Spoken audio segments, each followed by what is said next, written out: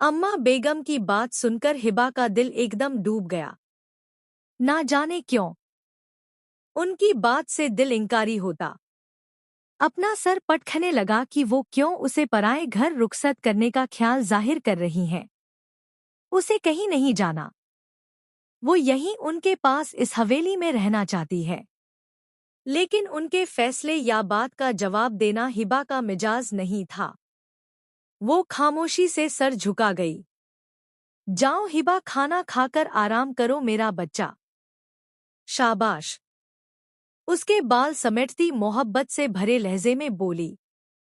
तो वह बेदिली से उठकर डाइनिंग रूम में आ गई। उसे भूख तो लगी थी, लेकिन अम्मा बेगम की बातों से जैसे भूख मिट गई थी। मजबूरन कुर्सी खींचती वह बैठ गई। तभी मुलाजमा खाना लगाने लगी। मेरा भी खाना लगाओ। वह अभी बाहर से लौटा था। शायद जमीनों पर गया था। अब सीधा डाइनिंग रूम में आता हुक्म सादिर करता बोला। सियाह रंग की शलवार कमीज में उसका नुमाया कद, मजबूत जसामत और जाजिब चेहरा और खिल उठा था। उसकी आवाज पर हिबा ठिठक गई। वो चलकर एन उसके सामने कुर्सी खींच कर बैठता। उसे शोक नजरों से देखने लगा। लेकिन हिबा ने अपनी धुन में मगन उसे मुकम्मल नजरअंदाज किए। जल्दी जल्दी खाने में मशगूल थी। वह जल्दी से उसकी पुरशौक नजरों से दूर भाग जाना चाहती थी, जो अंदर तक उसे झांकने की सलाहियत रखती थी। आराम से खाओ लड़की, खाना कहीं भागा तो नहीं जा रहा। खाना खाते हुए अपने इर्द गिर्द भी इंसान नजर दौड़ा लेता है। शरीर लहजे में बोलता वो मुस्तकिल उसे ऊपर से नीचे तक घूर भी रहा था। असल फसाद की जड़ यह नजर ही है। वो सुकून से बोली, मुझे देखने से कौन सा फसाद फैल जाएगा। वो दाम पीसता बोला, यहीं से तो असल फसाद शुरू होगा। सरदार साहब, जो चीज दस्तरस मिनाहों से देखने से इंसान की ख्वाहिशें जागती हैं, इंसान के अंदर उसे पाने की आग लगेगी। फिर वो हर रिश्ते का एहतराम, लोगों की बातों का खौफ, यहाँ तक के इज्जत और नफ्स की भी बाजी लगा देगा। उसे किसी का खौफ नहीं रहेगा। वो अपनी ख्वाहिशों की तकमील के लिए हर हद से भी गुजर जाएगा। वो बिना लगी लिपटे बोली, इतनी शहादतमंदी भी अच्छी नहीं। वो नाराज हुआ। और इतनी बेखौफी, बागी सरकशी भी अच्छी नहीं। वो बोली, तुम शुरू से बुज़दिल लड़की हो, जो दूसरों के फैसले पर सर झुकाने वाली, खौफ से डर कर जीती रही। ऐसे लोग कभी खुद के लिए नहीं जी सकते। वो हमेशा दूसरों के गुलाम बनकर रहते हैं।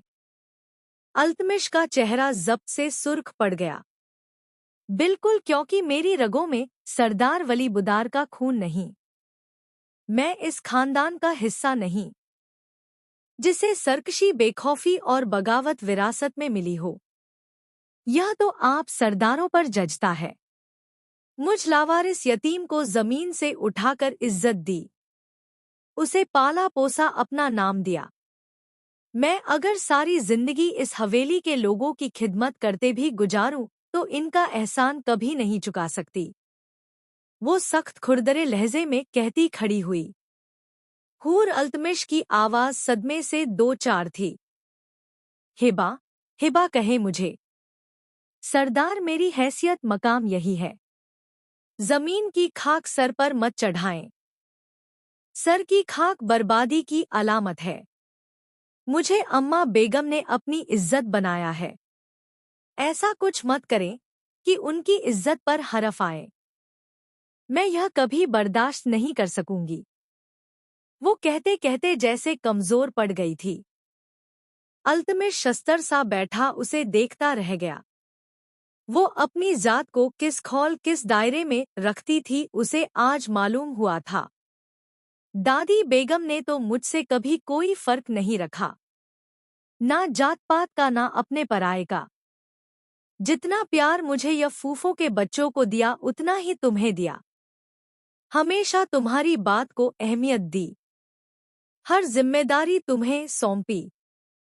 तो ना काबिल बनाया, तुम पर अंधा भरोसा किया, फिर भी तुमने ऊंच नीच हैसियत की दीवारें उठा रखी हैं। बकौल तुम्हारे उन्होंने तुम्हें फर्श से अर्श पर उठाकर बिठाया, लेकिन तुम्हारी सोच आज भी फर्श पर है।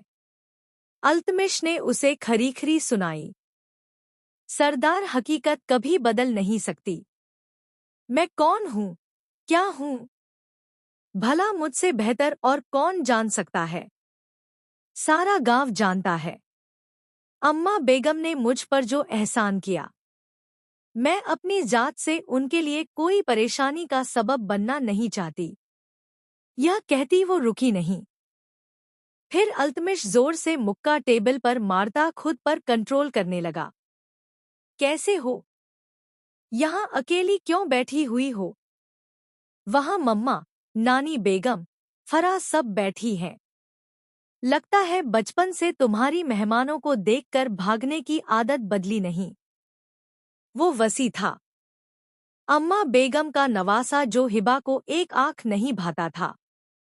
बिला वजह की उसे देखकर फिजूल गोइयां करना, उसे घूरना। उसके आते ही वह हवेली में चुप जाया करती थी। अभी वह बालकनी में खड़ी थी जब वह उसके पीछे ही चला आया। आप यहाँ क्यों चले आए? माथे पर बल डाले वो तड़क कर बोलती जाने को हुई थी। अरे अरे, मिजाज इतना बरहम क्यों है? मैंने तो ऐसा कुछ भी नहीं कहा। वो रास्ते में हायल होता एक अजीब मुस्कुराहट लबों पर सजाए बोला। हिबा का तो खून जलकर राख हो गया। वसी भाई, मेरे रास्ते से हटें। वो दांत पीसते गुर्राई। तभी अल्तमिश की भारी और गरजदार आवाज पर वो सटपटाकर पीछे उछला। वसी, तुम यहाँ क्या कर रहे हो? वसी को हिबा के साथ खड़ा देख उसका दिल तो किया उसका गला दबाकर वहीं मार दे। वो बस मैं यूं ही हिबा से बात कर रहा था और कुछ नहीं। वसी घबराकर सफाई देने लगा।